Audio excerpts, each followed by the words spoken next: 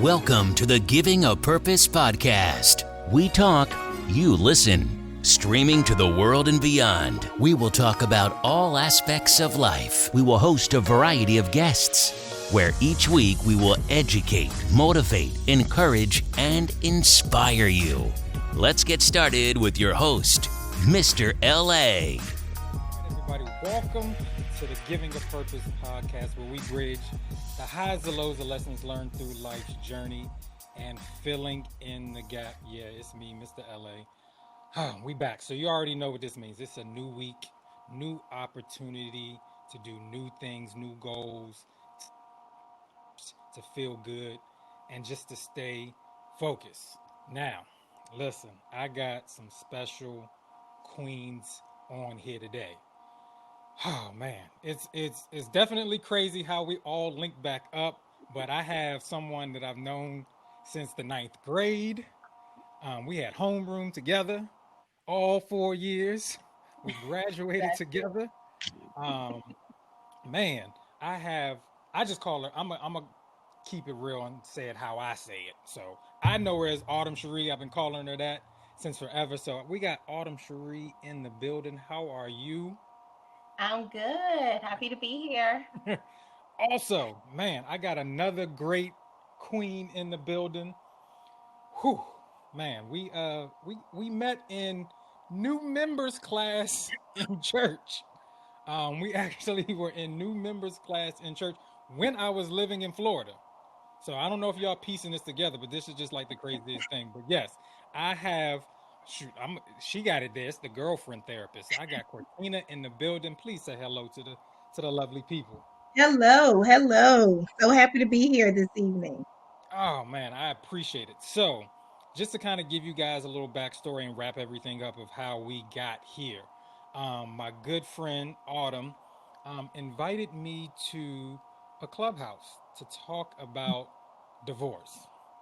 All right, and on this clubhouse, we were all sharing our stories and different things like that, and our great expert on there came to be Cortina, and I'm sitting there like, man, this is crazy. Like, I know her too. So, but she kind of broke down some things, not just for divorce. I know I got the topic here is divorce, but that's just something that we all share together, or share an experience of. And man, it goes for breakups, just all kind of different type of traumas and different things like that. And so, as I do every Monday, I usually another friend of mine that actually went to Carol with Autumn and I. She is a therapist as well, so I do a mental health Monday thing on IG Live every Monday. But we definitely want to make sure in our culture that we make it look good to go see a therapist or have somebody to talk to. So we definitely want to do that. So man, it was great. We were having a great conversation. So I was like, nah, man, we got to finish this and bring it over to the Giving a Purpose podcast. So, if you want to, I'll let you guys share your stories first. If you guys want to do that first, and then we'll get into. Then I'm gonna need you, Cortina, to come with them different phases right there, and then we're gonna get into some good stuff. So, Autumn, I'll let you go first. You can kind of share your story of divorce, breakup, or what you got going on. All right. Well, I was married for 8 years.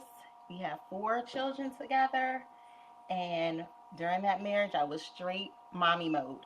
So things happened. We got to the point where we had to get a divorce. It was what it was. It got a little ugly, but we're cool now. But what I remember is saying, if I get through this, Lord, if I get through this, please, I will be an advocate. I will help somebody, because I was just searching afterwards, That's good.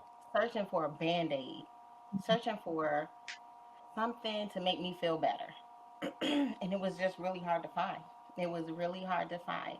I was searching for support groups. I was searching for Facebook groups, and I just couldn't find anything that was suitable for me. So I said, you know what? Once I go through this healing, after I feel all of my feelings, I am going to be that person to start something where somebody can come to and just vent, tell their experiences, tell how hurt they are, tell how they healed, Mm. tell and just encourage other people um, through the process, and Wa- that you'll get through it. Wow, that's And good. That's so good. and so when Clubhouse came out, that was just perfect. I said, oh my gosh, this is perfect. I don't have to meet up anywhere. People from all over the country can come and join in. I like it. And I saw what Jock was doing. I was like, yes, Jock, he can come on in. And then my friend Magali knew the girlfriend therapist, and she was just perfect. She led it perfectly. So this is how I'm here tonight. Oh And man. I'm just here to share my experiences, answer any questions, and just whatever. Oh man, I like it. Man, that's just it's so just to be, keep everything transparent. It's different for me. Like I said, we all have a link somehow. Is because one, I know both of their exes. If I can just keep it like that, you know what I'm saying. One, of course, we all went to high school together. Then, like I said before, for Katina, we all joined church at the same time. So Mm-hmm. definitely that link, and for me, there was a bond in both places. You know what I'm saying? So we've all had on that side of things, there's definitely was a bond. So I know both parties, and different things like that. So Cortina, can you please enlighten us on all your great stuff that you got going on? Well, first, no, no, no. First of all, we're not gonna do that because on here I like to, and definitely, and I'm not skipping on this on you either, Autumn, um, because I know a little bit more about Cortina. I want you to bring a little bit of everything in it. People really don't, you know what I'm saying? People do if they got your book, but Yeah. let's pretend they don't know the millions of people that we're talking to now.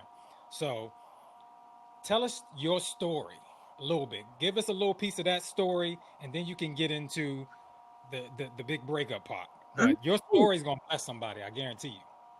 So I am Cortina Peters, aka the girlfriend therapist, the people's girlfriend, heel therapist, the therapist to therapist, all that good stuff. I am a two-time cancer survivor, Mm, 2005 and 2008. I am a lupus warrior. I have faced death probably at least almost more lives than a cat has. wow. And I think it's very important how you view and your perception on situations, because I think that has a lot to do with how you get through situations. Right. Sometimes divorce can leave people very bruised and very damaged, where they Mm, don't see where they can keep going. However, like Jock said, I'm also an author. So in my book, The Wow Effect, I help people understand how to identify the winner inside of them, no matter what the circumstance is. Your situation may not be my situation, may not be Autumn's situation, may not be Jock's situation. However, at some point in a negative situation, we have been left to feel hurt. We mm, have felt pain. We have felt lost. We have felt confused. And so being able to navigate and work through all of those feelings and still come out on top. That's what the book is about, no matter what you've gone through. And I am a big proponent for therapy. I am a licensed mental health counselor in Georgia and Florida, working on Texas now. I'm mm. also an international life coach. I see patients in Canada, Dubai, London, Brazil. So I have patients all over the globe. And it's all about motivating people to win. That is my passion. That's my motivation. Um, and doing this work, connecting with so many people and helping people to see the light that they have inside of them. I've been featured on Fox Soul. I've been on the Tammy Mac Late Show. I've been on the Book of Sean. I've been on Voyage Orlando, Cancer Wellness Magazine, lots of different Wow. media outlets and publications, and shows and things like that. And it's all about the message. Like I said, I'm a therapist.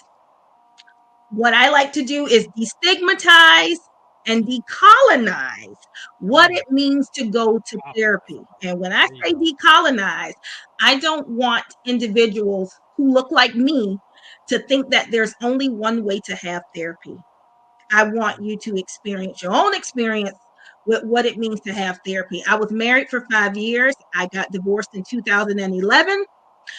Um, and sometimes people don't understand, even if you're ready for a divorce, that doesn't mean you can't experience all of the uh, um, the range of emotions that come over you, and how the emotions kind of ebb and flow and go back and forth. So I know we'll talk about that in detail a little bit later in the show, but that's just a little overview of the girlfriend therapist, and I just hope I can drop some little Oh, nuggets. oh, you are. We about to come right back to you. So just to make sure I include myself. Yes, I was married for 5 years. Um, got divorced. I've been divorced. I guess it's been about 4 years, four and some change now. Um, I actually got married in 2011. I was So at your wedding. yes, you were. Yes, you were. Definitely, I don't. Definitely a lot of things that people always ask is, "Will you do it again?" I'm like, sure. I don't because of the healing. I can say stuff like that now. So just wanted to kind of tie that in to let people know. Um, but there's so many different things that I want people to understand. There's these phases and these different emotions that I kind of want Cortina to kind of share with us, and then we can then share our different experiences of what phase gave us the most trouble, what phase were we at, are we still in a phase, just different things like that. So I definitely want Cortina to kind of get into that part, so we can kind of then we can dig a little deep and help the people out. So, when we began to talk about separation and divorce, I want everybody to understand that divorce represents the death of a marriage, right? Mm, So, when we talk about loss and grief, oftentimes people think automatically the death of or someone dying in that way. But when we're talking about the loss and grief of a marriage, we're talking about the death of a marriage and everything that comes along with that. So that also is the hopes and dreams that mm, you had that absolutely. die when that divorce happens, all of your outlooks, all of your plans, you know, you being able to grieve, okay, my children will not grow up in a two-parent household, and maybe that's something that was very important to you. So all of those things go into what kind of fuels your emotions and how you begin to feel and continue to process it. So let's talk about examining losses, right?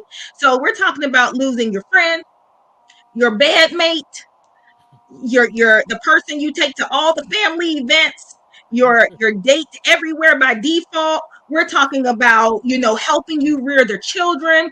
We're Right. talking about having somebody to lean on, having somebody to help you balance out the money situation. If you can't get them, I got them. So all of those things is part of what you lose in the divorce process.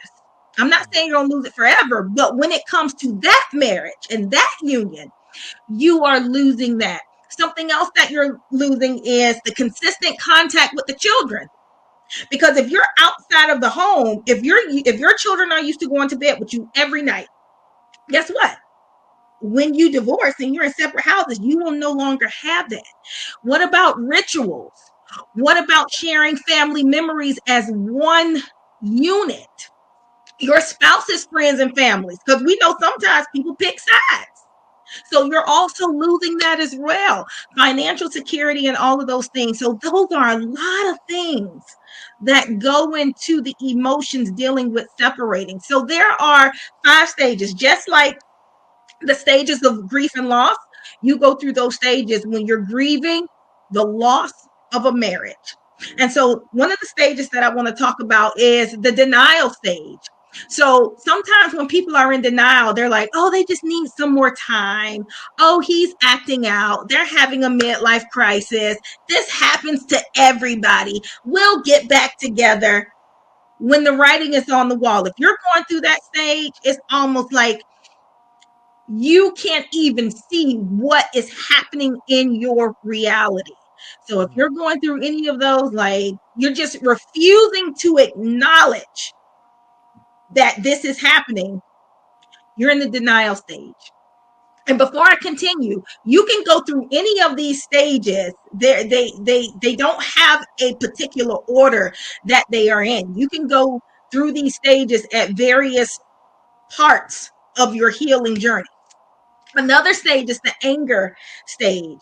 So as you're kind of coming from the numbness part of like the initial shock, oh my God, I'm going through this, anger may begin to set in. So, okay, you feel like you've been served papers. Oh, I'm angry now. I'm taking the house. I'm taking the car. You're not going to have, custody of the kids. I'm just taking everything. And a lot of times when people make those type of decisions, they're acting out of impulse from the stage of anger. So you have to really make sure when you're making decisions, you're not just making that decision for yourself, but you're also making that decision for your children. If you have children, or your fur babies, if you have animals, what's in their best interest? Now we're talking about bargaining. Now, when we get to the bargaining stage, basically what we're talking about here is, okay, asking for changes. Well, if I change this, can we work it out? Or if I go to counseling, can we work it out? If this, then this. You're trying to bargain, or, okay, I'll go see my pastor, or let's just get a separation and come back together. Oh, you know what? We got to do this for the kids. So when you're going through that stage, you're really trying to, it's like a, what do they call it? A blitz.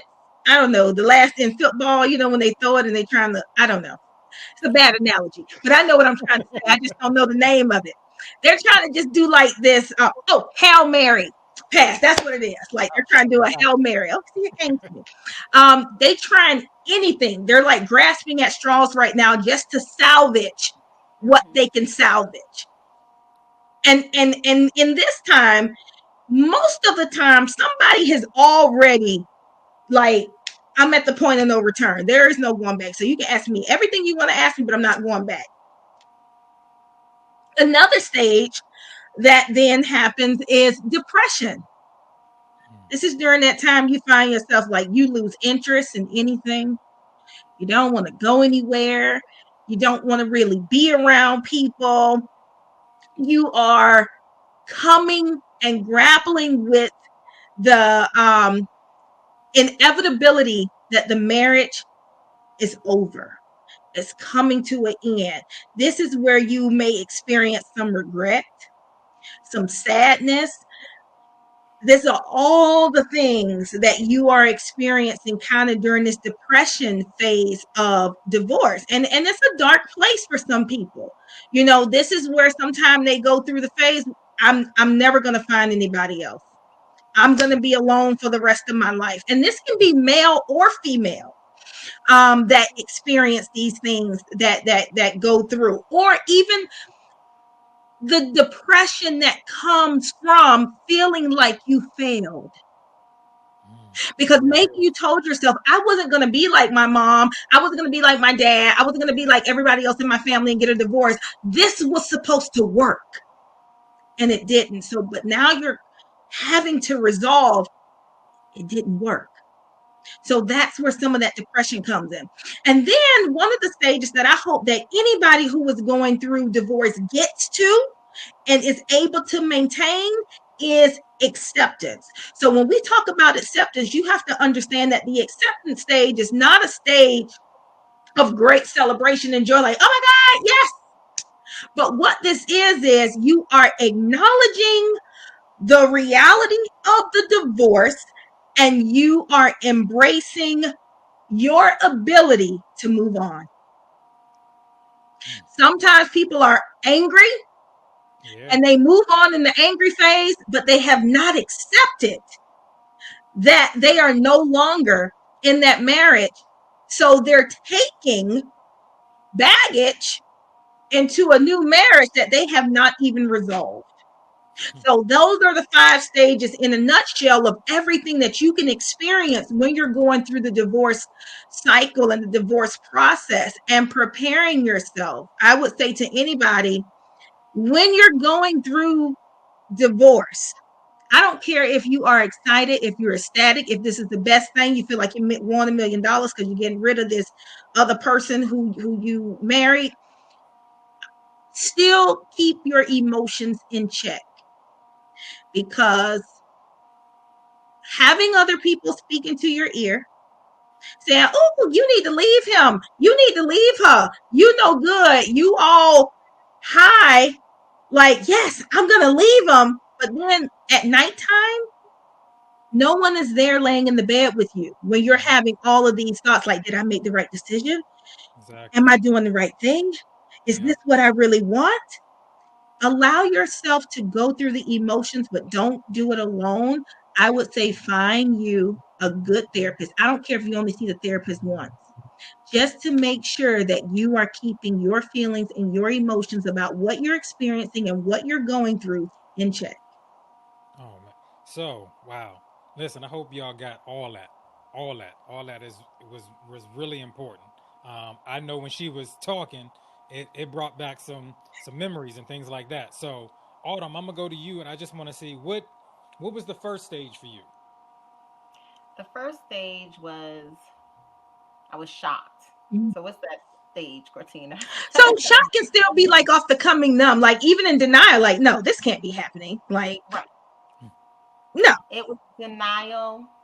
It was then right after that, it was anger Mm, and sadness mhm. and then anger. And it was anger for the longest time. And then I remember you saying, with anger comes the pettiness. And it certainly, I had my petty moments. I will admit it.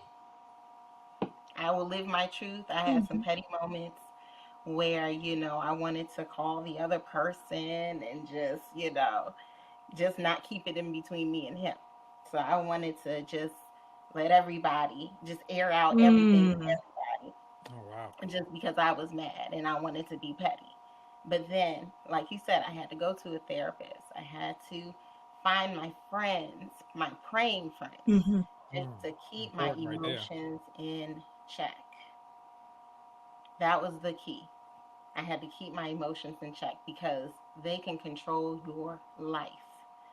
Another thing that I did, I just listened to sermons, specific sermons from Tony Evans and Charles Stanley on YouTube about prayer and going through a storm. And that helped me too. That helped calm my emotions because those emotions can ruin your life. It can make you make horrible, horrible decisions. And I made some horrible decisions. But that's just what I remember, Jock. Just No, being no, no. mad a lot, That's a whole that's lot. good. It's always interesting to hear people's perspective of what they're going through, because you really never know what's going through the other person's head. You can only assume. You may predict some things because of their actions, but it's so many things. I know for me, the first thing was I felt like I was going to disappoint so many people. That was the first thing. Mm. You know what I'm saying? It was just like, because how I viewed myself, the character that what I thought my character was, like, boom, I'm solid. I'm gonna figure it out. Um, because that's just the type of person I am. It's just like, all right. Because the crazy thing about it is, even before we got married and when we were talking and just different things like that, I just like, I'm gonna look in this camera, looking at everybody's face. I said, I don't even believe in divorce. Not even gonna happen. Literally, we talked about it all the time. Like, Wow. it's not even that's not even up for discussion. Same job, You know what I'm same. saying? Like, it Hmm. literally is not even up for discussion. And actually, a year before the actual, everything was final, I was already like emotionally checked out. You know what I'm saying? And then with certain things like going to a therapist, very stubborn at first, Mm. going to the therapist, because I know this sounds bad, but full transparency. First of all, we're going to the therapist. It was another female. I said, "Oh, y'all about to jump me in here." So So you know what I'm saying? Like I'm sitting there, I'm Yeah, like, yeah. oh, for real, this what y'all gonna do right now? Like, all A right. triad. You know what I'm saying? It took me, to be honest, probably like the third or fourth session to really get into it, to like break down, like, all right, bro, like if you want it, like you saying you want it, like you got to bring the wall down. You know what I'm saying? And then, but even in those sessions, it still became some anger because the things that were being told to the other person, they weren't working on that. They were just working on making sure I was doing what I was supposed to do from the therapist. So it was just like, what I'm saying? It became to a point where we were just becoming two stubborn people. You know what I'm saying? And that's what kind of made it hard, and we kind of just lingered. We eventually really became roommates. It was really like one of those things. But like I said, for me, eventually, emotionally, I checked out. I was done. So when things did get to the final stage, and I'm kind of summing a whole bunch of things up, but like when it did get to the final part, it wasn't everything happening at once that I could see was happening to her. Mhm. You know what I'm saying? Because, like I said, a year before, I already said I wanted a divorce before we actually divorced. And, like, I guess still staying in the house together and, still trying to figure out, for her, it was hope. But for me, it was just like, I still had this thing like, I said to somebody that I would take care of you and I would make sure you was good. So it was kind of like one of those things. But like I said, it became to a point where like you're going to the same address with a person you're supposed to be one flesh with, and you guys are living like two different people. Like we would just pass each other like ships. You know what I'm saying? And like you said, another one of those stages is anger. Like when you, because I filed. And so it was like to a point where it's like, all right, listen, I just need you to sign this paper. Like, I ain't got time. I'm not thinking about nothing. Like, you just put the blinders on and just like, I just need you to sign this paper. I don't care what you can keep everything. Just sign this paper. You know what I'm saying? Type of thing. So, um, definitely that. And just to add a little bit onto it, and Cortina, can contest to this. Like, I was really close to my pastor. So I was Mhm. his assistant, armor Yep. bearer, all that. So it's hard to then like sit there, you know what I'm saying, under, well, he's a bishop now, like sit under a bishop and just be like, all this stuff is going on. And it's just like, I ain't got no help. I don't know what's going on right here. Because we even did have a conversation, and that's somebody I'm still close to this day. But we had a conversation. He was like, he's like, son, would you stay? I'm like, for her, absolutely. I said, but she's going to get a miserable me. I said, I'm just going to be going through the motions, Mhm. and I'll be doing it for her, but I don't think I'll be happy. And you know what I'm saying? Like that's kind of one of those things that was going on for me, that I was just like, it's just got to happen. Like, I know it sounds weird. I tell people all the time, because of course, people always ask you about the divorce, and I'm always telling people, I said, it sounds weird, but I, at that time, with the information that I had, I felt like I was making the best decision. Now I'm a little bit more wiser now. There's some other things I would have tried, but with the information that I had at that time, I thought, and it wasn't even about me. I thought I was doing the best decision to keep her a whole person. Mhm. I felt like us being together in the same house was destroying her. So I felt like I had to amputate something for for her to thrive, and that's how I felt. Sometimes there's another side, um, for the party who does file sometime, or even for the person who didn't file. You brought up something that was very important. The guilt phase also. What am I doing to my family? Mm. What am I doing to my children? Jock, you said I made a promise to take care of this person. So the internal struggle of feeling like, damn, I failed, like I can't even keep my promise to, Listen, her family or to God, but how am I honoring me at the same time with my truth. Not staying with the person and becoming and being our best selves apart, or staying with the person and becoming resentful, bitter, Mhm. Yeah. angry, mean, not nice, Mhm. which is worse than cutting your losses. And I'm not saying everybody get a divorce. That's not what I'm saying at all. But what I am saying, those are real emotions that people go through. And sometimes people stay in relationships because the guilt of breaking up is too much to carry. So I would rather stay in this relationship and be unhappy. That's better than me having to face my family, my church, my community, my kids, anything. And we just going to be like ships Absolutely. passing the night.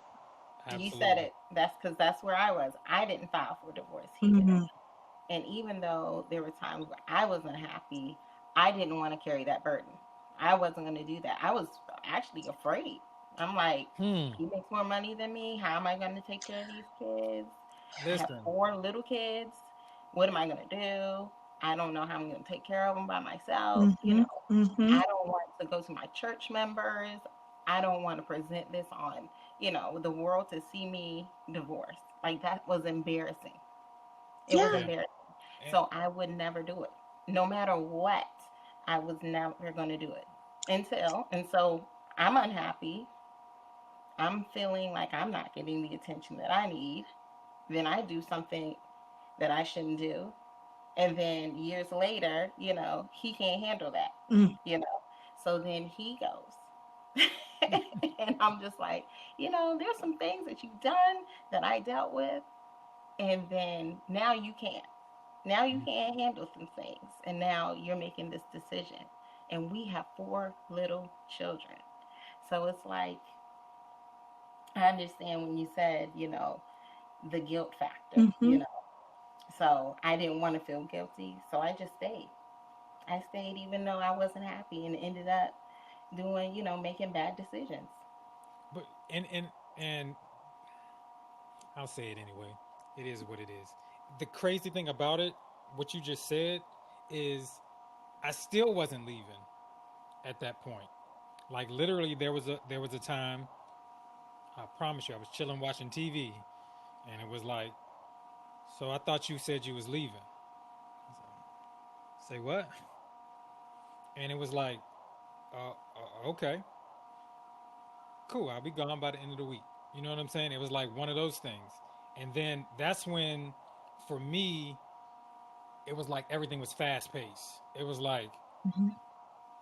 first thing I have to do is I gotta go probably back to my dad's house, and that's the first conversation we're gonna have. Like, why are you back here with all your stuff? I'm what's going on? And then my dad, he loves his mom, and once he tells his mom, then the rest of the family was gonna know. So it was just like, but literally, the crazy thing about it, living in Florida, coming back, nobody here, because originally from Autumn, we were originally from here. I'm originally from DC. Um, Nobody knew here until I just showed up. Like I'm talking about friends that I have that are like my best friends. Knew Um, that you were going through a divorce, or knew that you were coming back? Both, they didn't know anything. I literally showed up. Well, the thing was I ended up getting a job, and so it was just like a lot of things were happening at once. And that's to be honest with you, the thing that hurt me the most was people I felt I could talk to. Nobody was there. Mm. I think that was probably the other hurtful part. People that I thought I could count on, like I felt really like I was going through it by myself and I didn't have anybody to talk to. And of course, it's that, like you said, it's that back and forth. And I used to always think, like, man, if I had somebody to talk to, maybe I would have stayed, or maybe I wouldn't have done this. And you have that battle. Like I said, I'm not a naturally me person. Mm. So, like I said, when I was saying earlier, that I wanted to preserve her to just be, to maybe one day come back and be a whole person. Eventually, yes, I did make a me decision because I didn't want to be miserable. Like, it's funny, I look at pictures, man, I was about I was at my high school weight before I moved back. It was just like, man, you just look really small, sir. You know what I'm saying? Like the stress of just everything. I was working a job I didn't want to work. Hmm. It was just a lot going on. But like I said, I had to for the first like for me that felt like the first time I made a Jacques decision. Hmm. You know what I'm saying? And that was like you said, that was the struggle. The struggle was I definitely first I didn't want to disappoint God. Two, I didn't want to disappoint her. And it's like I'm about to disappoint a whole bunch of people about this one decision, but I know that people are eventually it's going to show on my face and they're going to ask me Hmm. and I'm going to have to say something. So, those are the emotions and the stages and how I went through them. Like I said, yeah, it was definitely tough because it was like, all right, I need you to sign these papers. Just I ain't worried about anything. Just sign the papers. You can keep whatever you want to. I just take my clothes. Just sign. You know what I'm saying? Like in a way, I felt I had to be like that, not to be a bully, but Yeah. I knew that if I switched to, and not that I didn't care about her, but if I switched to not making her happy and um, destroying her, I would have just kept it going. We'd have just been separated for a long time, and nobody would have made. I know she would have never made that decision, and I would have. If I didn't make the me decision, I would have never. We would have probably still just been. I don't know what would it have been now. It would have just been 5 years of just separation. It would not have been legal, I guess. Do So you think that looking back, so like looking at where you are today and where she is today, would you say that, because you said it a little bit earlier, like I probably would have done some other things as well?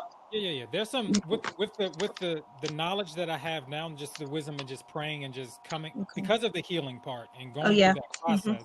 Hmm. There's some other things I would have been like, all right, let's try now. I tell people all the time, no, I'm not going back at all. But and that's no slight on her. That's No, no no, that's no, no. definitely no shade. But it's just like I said, I always tell people I made the best decision with the information that I had at that time. Now, That's everything, like hindsight is always 2020, but you know what I'm saying? Like with, you know what I'm saying? It's like me now. It's like with the wisdom I have now, if I could go back to high school, I probably would have got straight A's. You know what I'm saying? It'd been like one of those things. Not that I necessarily want to go back to high school and do all that hmm stuff, but hmm it's just the hmm fact that, you know what? If I would have studied probably 30 more minutes, I would have. I mean, I didn't have bad grades anyway. But you know what I'm saying? It's just that type of thing. So Yeah. it's just looking back, like I would have tried some other things. But I think because we tried so hard to, no pun for Florida, we tried so hard to stand our ground for each other that I mean, to represent each other, just trying to be strong. Hmm. That it just it wasn't. I could see that it wasn't going to be easy for her to recover if we kept going down that road. And I Yeah. didn't want to wake up one day, and that was my biggest fear. That was the final thing for me in my mind was I don't want to wake up someday and something happened because I would have felt that I needed to go to jail or like I would just like I don't know how God is going to forgive me for stuff. You know what I'm saying? Mhm. Like that's where I was. So that's why I was so I don't want to say put them pedal for the divorce, but I just didn't want to destroy her. So I had Okay. to. That was my thing. But see, you said something. I didn't want to destroy her. Sometimes I see men in my office. Like I posted this actually on in a Facebook therapy group. It was funny to me, but it wasn't funny at the same time. Hmm. I had a patient say to me last Friday, I was I was way more happier when I was cheating more. Mm. Not when I was cheating. He said when I was cheating more, Oh, which means he's still cheating, but he's not as happy as when he wow. was cheating more. And I said that to say this. Very When interesting. sometimes people know the other person is not going to move, they begin to do things to sometimes push the person to move. But if the person is not going to move, then they're like, well, I'm just going to do whatever I want to do because I don't want to look like the bad guy. So I'm not going to be the one to get the divorce, whether you're male or female. When I say bad guy, instead of just saying, okay, let me go in self-preservation mode and do what would probably not feel like the best decision in this moment, but will ultimately actually be the best decision, which is separating for both parties. Hmm. So, Autumn, I want to ask you this. So, afterwards, so you're divorced now. All right, it's final. Did you? Couple of things. I guess it's kind of a lot of questions. Did you still have regrets? Did you have these things where, because I know I had sometimes it's like, well, I guess she was right about certain blah blah blah. Did you have like those moments where you may have had a moment of regret, or did you have moments of like maybe I should go back, or this is the tough one that I hear because a lot of people that are even having trouble in their marriage usually come to me and ask, was there a point where you wanted to stay for the kids? I wanted to stay for the kids the whole time. Mm. However, I own my mistakes during the marriage. I own it. Do I want to go back? No. Um, when it was finalized, I got in my car and I cried, but did I want to be married? No, I didn't. I was just crying over over It change, being over. Yeah. basically. Yep.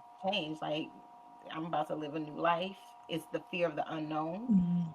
So that's what it was. I didn't want to go back. It had to happen, you know. Um, and we're in a good place now. So, I mean, there are some things, just like you said, there are some things that I would have done better just to be a better person. Maybe that I what would have it is done what that. it is. I think I like that. I think I like Hmm. that. Hmm. It's even crazier. Um, the fact that, like I said, it's even though I said I was emotionally done, there was still one piece of it that still was emotional. That I tell people all the time, and still to this day, um, I never, I haven't even opened the letter. Like when it came to mail, it's still sealed. I knew what it. I know what it is, but I've never looked at it. It's just in a file box. I'm sorry, what letter is this? The final divorce decree is Oh, still sealed. So, okay. because I eventually, it was final 2 weeks after I moved back up. Um, and so it was crazy because, we had some things we were still clearing up. We still, some taxes stuff we had to take care of. We were still communicating through text. And, Mm-hmm. you know, I'm not a jerk. So I'm just like, how's your day going? Blah, blah, blah. While we're trying to, did you make the payment for the whatever? And she was like, well, I was having a good day until I got these divorce, these final divorce papers. And I'm like, oh. Um, and so then mine eventually got mailed up. And when I looked at it, I saw what it was. Mm-hmm. It was just that moment. Not like, honestly, it wasn't even like a release moment. It was like, oh, like The, it's for the real now. finality. Yeah, it's you know what I'm saying. Like it wasn't like a burden was relief. It was still like, oh shoot, you know what I'm saying. Like, but I think that goes to the point where I was saying when going through the divorce, sometimes you got to be. I felt like I had to be big, bad, and bold. But then Mm. when that final paper came, it was like, oh shoot, bro. Like I never thought in a million years that I would have one of these. Mm-hmm. Mm-hmm. There's a couple of things in life I thought I would just never like. This isn't it. You know what I'm saying? Like I didn't necessarily grow up with my dad, but I didn't see this on the side of the family that I see. Like my grandparents, my grandfather just passed away, and my grandmother passed away 7 years before that.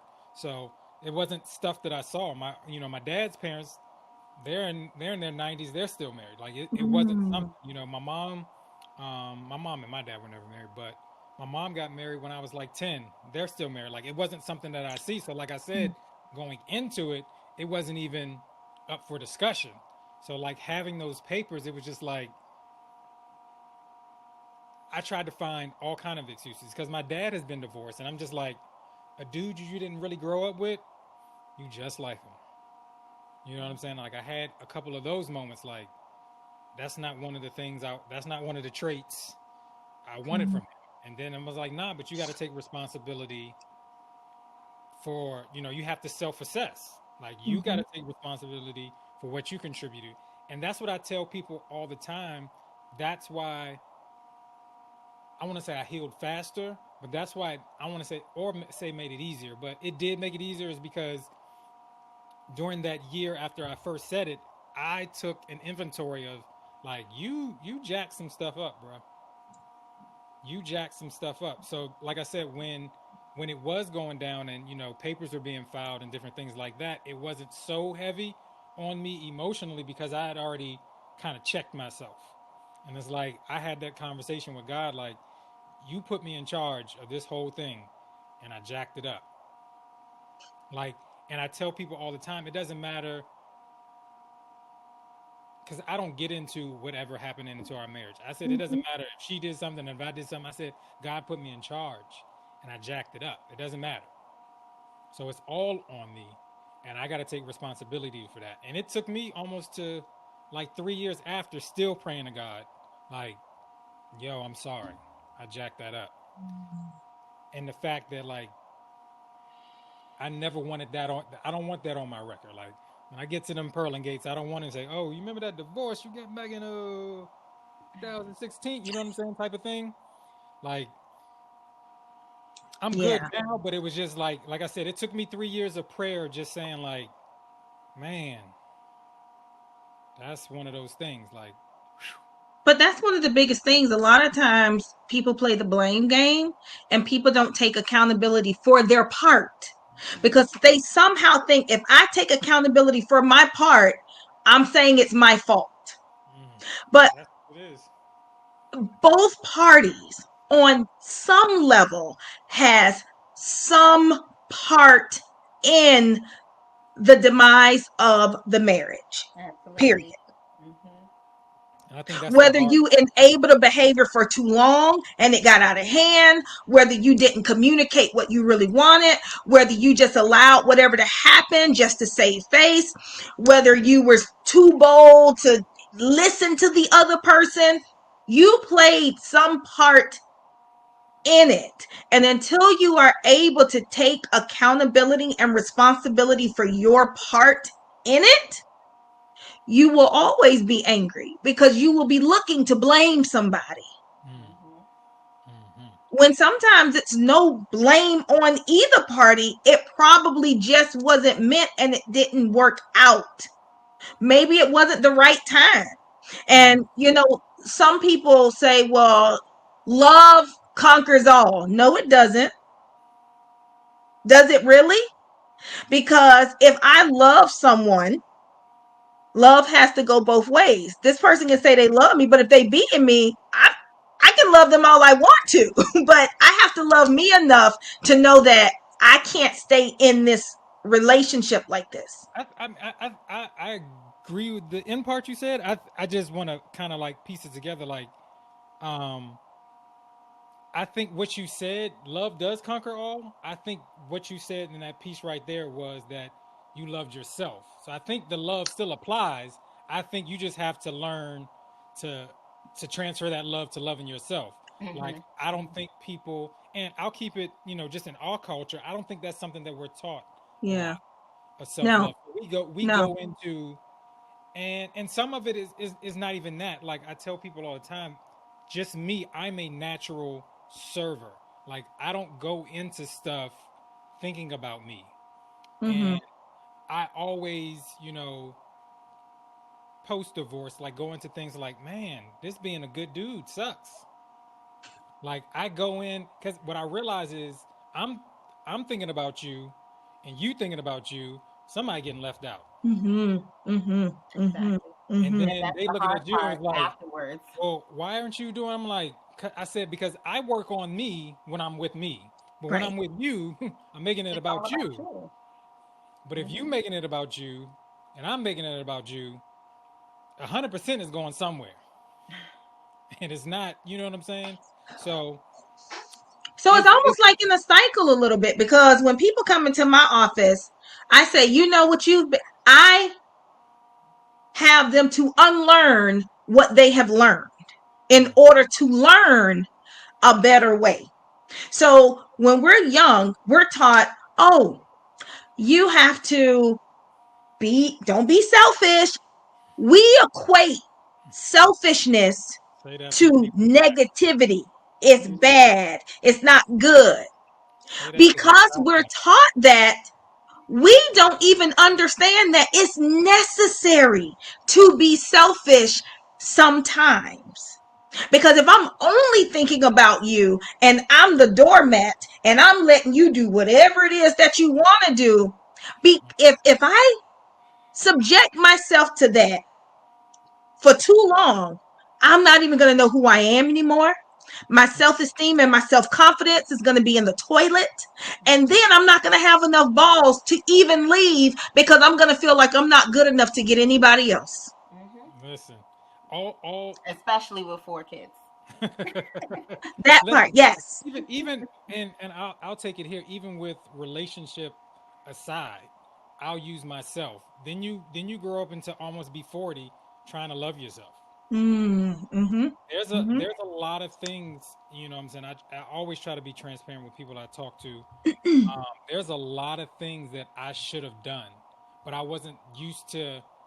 I'm not used to boasting like that. You know what I'm saying? Not that I necessarily didn't have confidence in myself, but I didn't have what I need. Like, I'd rather be a part of the group than necessarily stand out. Even though, like you said, I would have needed to stand out. So I'll give you an example, just a little bit, just to kind of give you guys a little bit something to go with. So Autumn may know this. I don't know if she'll agree with it or not, but in high school, I would have never said I'm like this great athlete. Now, I went out there and I did my thing. Now that I look back at it, I was really good. I was really good. But Mm. I never wanted to be that front runner. Like, I'm a coach now. I tell my players all the time, and I have, because I have a little bit more confidence now. I tell them my first trophy in baseball says MVP, and my last trophy I played baseball says MVP. I said I was really good.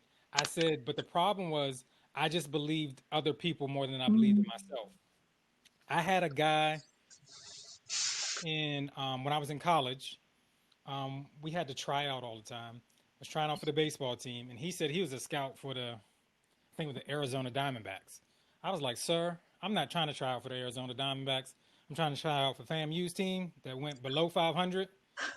And he was like, yeah, I hear you. He was like, but I'm just going to be honest with you. He's like, shortstops now are 6'5" and blah blah blah. And I was like, well, I'm not going to grow. And I literally quit baseball.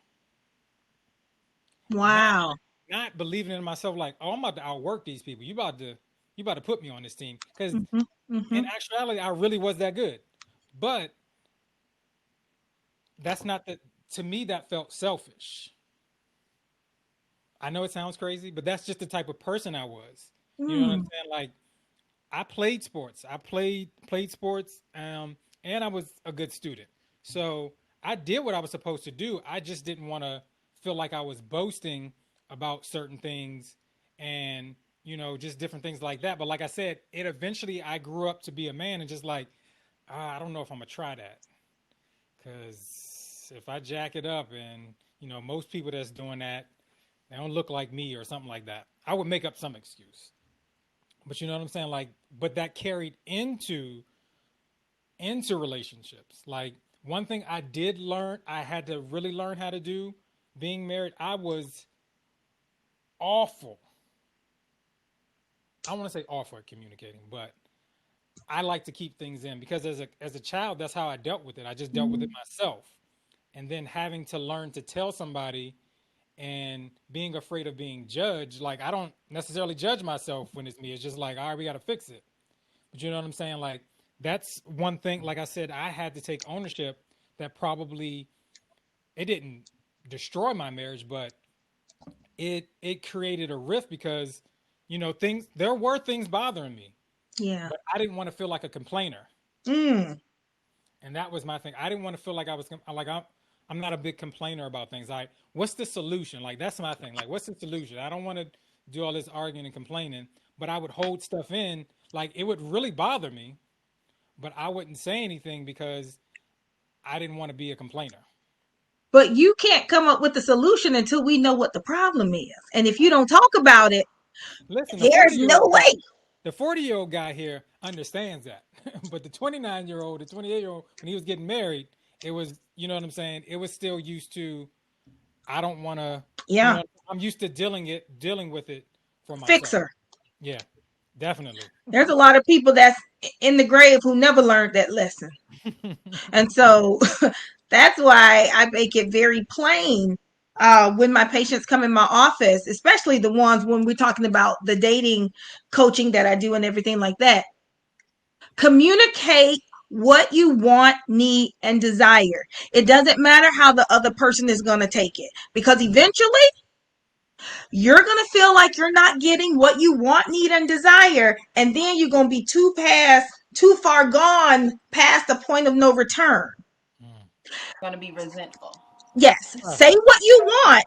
Mm-hmm. Now you said it. You've asserted yourself. Now let's figure out, can we come to a resolution that works for the both of us? And that's where being flexible and give and take comes into the relationship.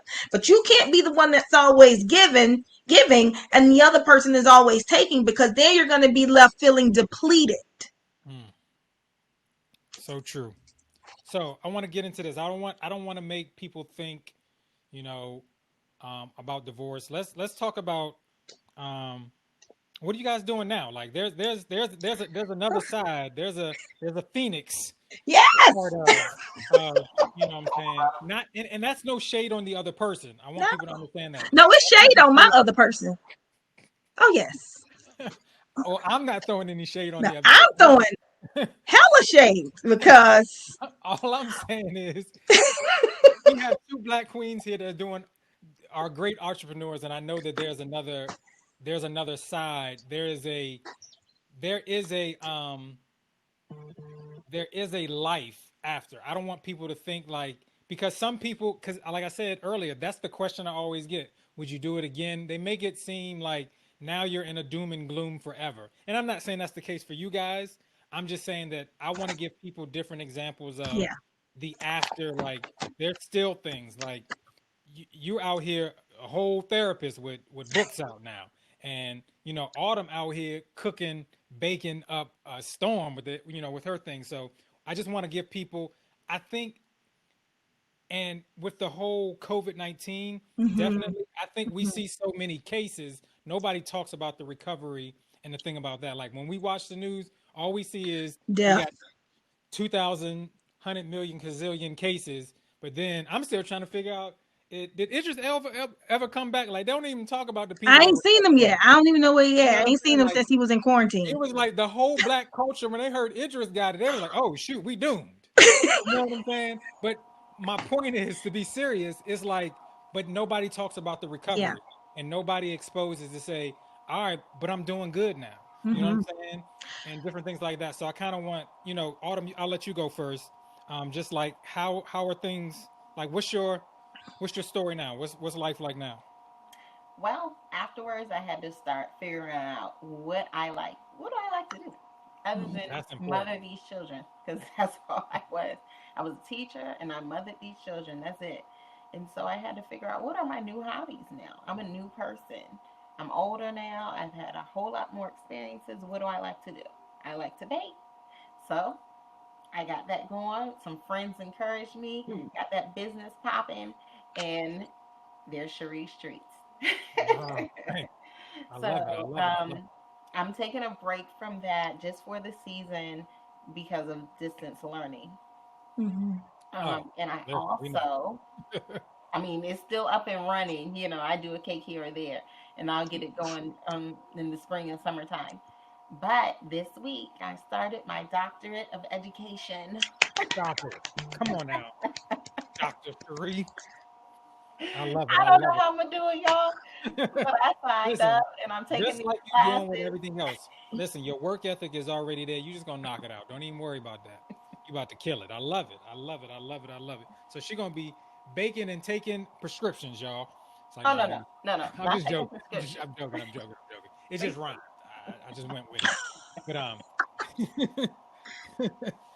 all right. That is awesome. So like I said, I want to give you guys that are listening and that will be watching, like, there is another side of it. You know what I'm saying? Like, we never talk about the recovery. Like I said, we're in this COVID-19. They don't never talk about the people. They don't never show you the numbers of the people that have recovered Mm-mm. COVID-19. So yes, please, Cortina, let us So, know how.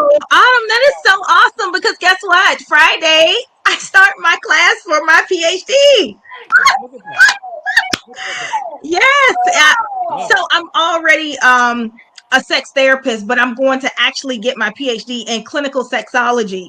So it can be official. It's official, but I'm going to be Yes. official. So I'm a. it just goes hand in hand with what I'm already doing. But I will also even bring in the other side after divorce. Then what? I Mm, actually got into another relationship. I was in that relationship for 5 years and we ended it. The relationship I am in now is probably the most balanced, healthiest relationship I have ever been in. I mm, have never shared my true self with anyone because I told myself the next time I get into a relationship, I want us to be friends. I want mm, us to also develop a friendship with our relationship. I was very intentional. I communicated my expectations and what I wanted, and I just free flowed with it.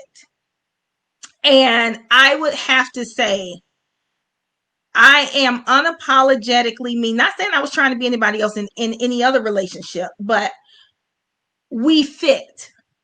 mm, We work. He is not what I would have probably normally gone after. That probably was my problem in the first place. But, and we're so opposite. I'm outgoing and all over here. He likes to be in the house. He likes to make things and fix things and just be to himself. And so we just fit so great together. And I would have never seen this. I wouldn't have never been able to appreciate the man that I have today had it not been for some of the other stuff that I had experienced in my past marriage and dating life. So I'm not saying you got to go to the fire to experience you know happiness, but what I am saying, I appreciate it more, and it probably comes with maturity as well. Another thing is, well, I'm licensed, so I have a private practice. I'm working on my second book called Girlfriend Heal. And so it's a book that's dedicated to the Black woman healing. Um, yeah, and on a hiatus from my book tour, hopefully to pick it back up. We have stops in Nigeria and in London for the fall of 2021. oh wow, that's awesome. So real quick, I just want to make sure because I don't want people to um not leave with those things. So where can we get when you get back up and running? I mean, it's going to be posted when I post everything, but just to kind of tell the people, where can we, when you get back up and running, where can we get uh, Sheri's Some sweet treats? treats. Do you ship? I'm working on it. Okay, because I need some treats, honey. But where can we get those at? Okay, so you can find me on Instagram under Sheri's Treats Spell and that for the people. or SHERIEATS.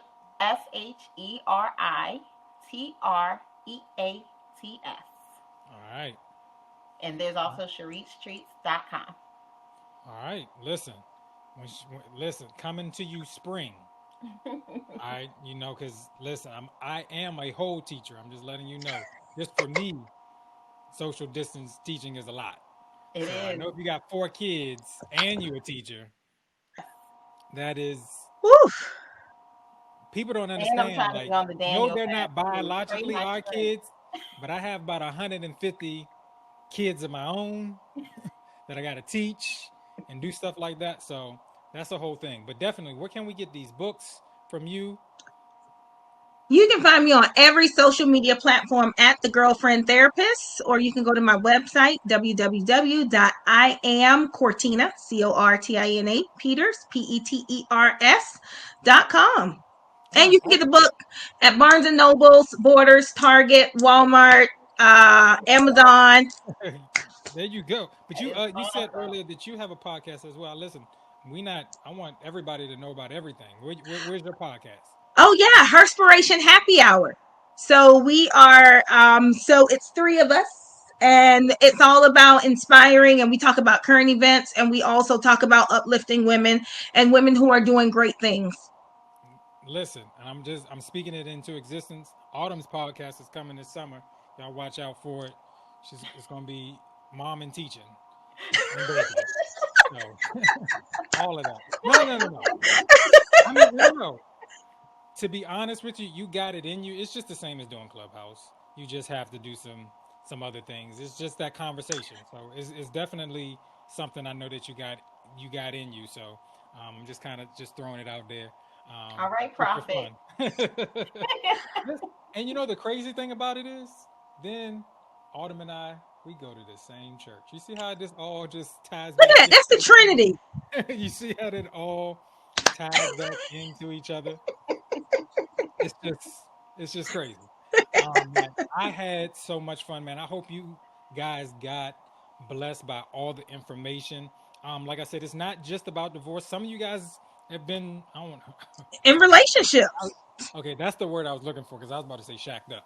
But a lot of y'all been in relationships and maybe you had a big breakup after a long time. So but those stages still apply. When you're Yes, attached to they a do. person and you're with the person a long time, that as she said, that death of the relationship and those emotional phases and things like that still occur in those things.